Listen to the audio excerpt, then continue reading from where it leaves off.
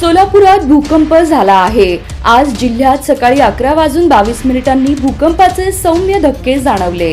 राष्ट्रीय भूकंपशास्त्र केंद्राने त्यांच्या सोशल मीडिया अकाउंटवरून सदरची माहिती दिली आहे। त्या माहितीनुसार भूकंपाची तीव्रता रिश्टर स्केलवर 2.6 इतकी नोंदवली गेली असून त्याचे केंद्र 5 किलोमीटर खोलवर होते। सुदैवाने या भूकंपामुळे कोणतीही जीवितहानी किंवा मालमत्तेचे नुकसान झाल्याची माहिती नाही। भूकंपाचा प्रभाव काही भागांमध्ये जाणवला असला तरी त्याचा मोठा परिणाम झालेला नाही। सोलापूर जिल्ह्यात भूगर्भात 2 किलोमीटर रुंदीची खोल दरी आहे, ज्याचे केंद्र कुर्डुवाडी येथे असल्याची माहिती मिळत आहे। अशा भूगर्भीय रचनेमुळे सोलापूर भागात किरकोळ भूकंप जाणवण्याची शक्यता अधूनमधून असते। दरम्यान सोलापुरातील नागरिकांनी भूकंपाच्या सौम्य धक्क्यांमुळे घाबरण्याचे कारण नाही, पण आवश्यक ती काळजी घेणे महत्त्वाचे आहे।